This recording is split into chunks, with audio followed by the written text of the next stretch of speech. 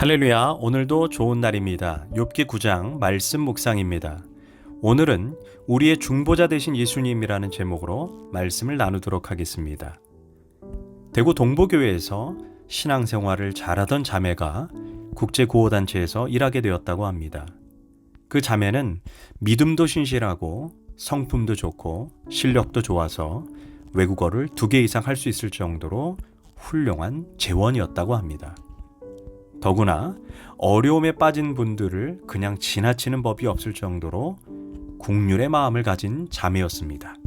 그래서 좋은 직장을 충분히 선택할 수 있었지만 자기 인생에 보람된 일을 찾다가 국제구호단체에 들어가게 된 것입니다.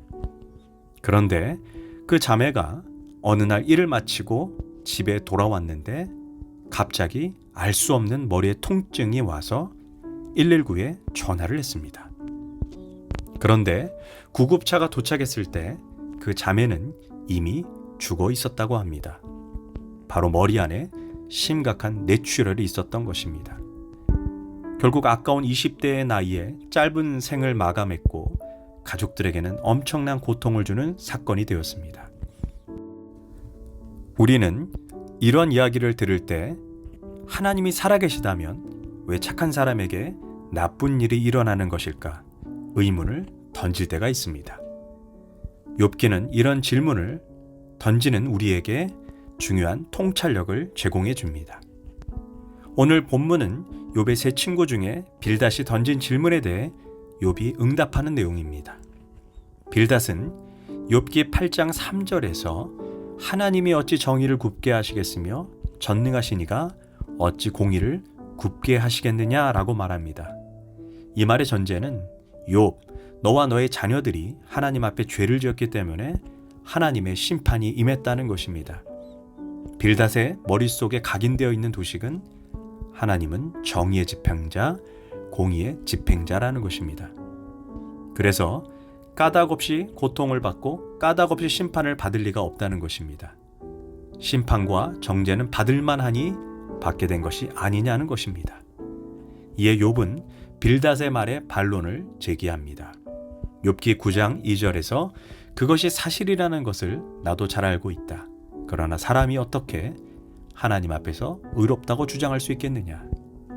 이 말은 하나님께서는 공의로운 재판관, 의로운 재판관이라는 것을 나도 알고 있다는 것입니다. 그런데 문제는 하나님의 기준 앞에 과연 의롭다, 정의롭다고 평가받을 수 있는 인간이 과연 몇이나 있을 수 있냐는 것입니다. 그런 엄격한 기준이라면 하나님 앞에 살아남을 인간도 한 사람도 없을 것이고 결국 모두 다 죄인으로 판명될 뿐이라는 것입니다. 이런 욥의 사상은 바울의 사상과도 일치합니다. 기록된 바 의인은 없나니 하나도 없으며. 인간이 의로워지는 방법은 인간 편에서는 애초에 불가능하다는 것입니다. 오직 예수 그리스도를 믿을 때 인간의 행위나 공로와 상관없이 값없이 주신 하나님의 은혜로만 우리는 의로워질 수 있습니다. 그래서 욥은 빌닷에게 내가 의롭지 못하기 때문에 저주를 받고 나의 자녀 역시 의롭지 못하기 때문에 죽임을 당했다는 것은 잘못된 판단이라는 것입니다. 너나 나나 하나님의 의의 기준으로 본다면 똑같이 죄인이고 의롭지 못하다는 것입니다. 확실컨대 너가 어떻게 떠들든지 나는 하나님 앞에 죄를 지어서 지금 고난을 당하는 것이 아니다 라는 것입니다.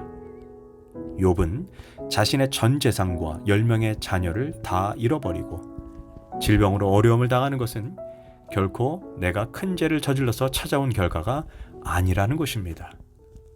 그런데 문제는 하나님을 재판정으로 불러와서 자신의 무죄를 입증할 방법이 없다는 것입니다. 이것 때문에 욥은 지금 좌절하고 있는 것입니다. 사람이 억울한 일을 당하면 법정 다툼을 통해 시비를 가릴 수 있습니다. 그러나 하나님은 창조주이시고 나는 피조물에 불과하기에 하나님을 법정으로 모셔올 방법이 없다는 것입니다. 그러므로 자신의 무죄함을 입증할 수 없다는 것입니다. 그래서 32절에 욥은 이렇게 말합니다. 하나님께서 나 같은 사람이 아니시니 내가 그분께 무어라 대꾸할 수 없고 법정에서 서로 대면하여 옳고 그름을 가릴 수가 없구나. 아, 하나님과 나 사이에 손을 얹어 중재할 재판장이 있다면 얼마나 좋을까. 만약 하나님과 나 사이에 중재할 중보자만 있다면 자신의 무죄함과 자신의 억울함을 호소할 수 있을 텐데 여기에 욥의 절망이 있는 것입니다. 다시 말해 욥은 하나님과 자기 사이를 이어줄 중재자, 공정한 중보자가 없다는 사실에 한탄합니다. 그러나 신약시대를 사는 우리들은 얼마나 감사한지 모릅니다. 우리에게는 하나님과 우리 사이를 중재하고 중보해 주실 예수 그리스도가 있다는 것입니다.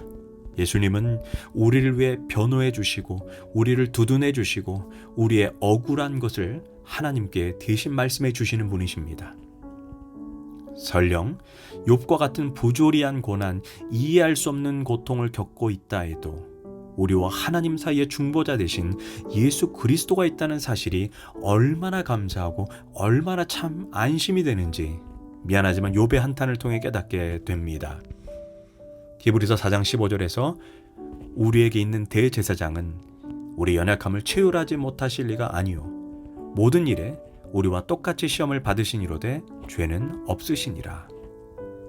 여기에서 체휼이란 몸으로 경험하고 체험했다는 것입니다. 즉 예수님 이 땅에 계실 때 우리가 당하는 고통과 시험을 동일하게 당하셨다는 것입니다. 우리가 겪은 배고픔, 사람의 배신, 절망, 슬픔, 피곤함을 모두 예수님은 몸으로 체험하셨습니다. 그래서 우리의 진정한 제사장, 중보자가 되실 수 있는 것입니다. 우리가 심판대 앞에 서게 될 때 오른편에는 중보자 되시고 변호사 되시는 예수님이 서 계실 것입니다. 반면 왼편에는 참소자 마귀가 서 있을 것입니다. 먼저 마귀가 하나님 앞에서 우리를 참소합니다. 저 인간은 하나님 믿는다고 하면서 음란했고 거짓됐고 속임수를 썼고 불법을 저질렀습니다. 아주 죄질이 나쁜 놈입니다. 저런 인간이 천국에 간다면 말이 됩니까? 그때 하나님과 우리 사이의 중보자 되시는 예수님이 이렇게 말씀하실 것입니다. 하나님, 마귀의 말은 전부 맞습니다. 그는 교회 다니면서 음란했고 거짓됐고 불법을 저질렀습니다. 그러나 제가 인간이 되어보니 인간이 얼마나 연약하고 죄악에 노출되기 쉽고 유혹에 쉽게 넘어지는 존재라는 것을 몸소 체험했습니다. 그러나 그는 나를 구원자로 받아들였고 나는 그를 위해 십자가에서 몸 찢고 피 흘려 보혈을 흘렸습니다. 그의 머리 위에 보혈이 흐르고 있습니다. 그것은 그가 용서받은 죄인이라는 표식입니다. 그를 불쌍히 여기소서. 그때 하나님은 선고하십니다. 천국. 이처럼 우리의 중보자 되신 예수님이 있다는 것이 얼마나 감사한지 이 시간 생각해 보게 됩니다. 기도하겠습니다. 예수님, 당신이 우리의 중보자 되심을 감사드립니다. 우리가 언제든지 우리의 고통, 절망, 아픔을 말할 수 있게 하심을 감사합니다. 또한 예수님의 아들 되심으로 인해 하나님은 우리의 기도에 반드시 응답하실 줄로 믿습니다. 예수님의 이름으로 기도합니다. 아멘.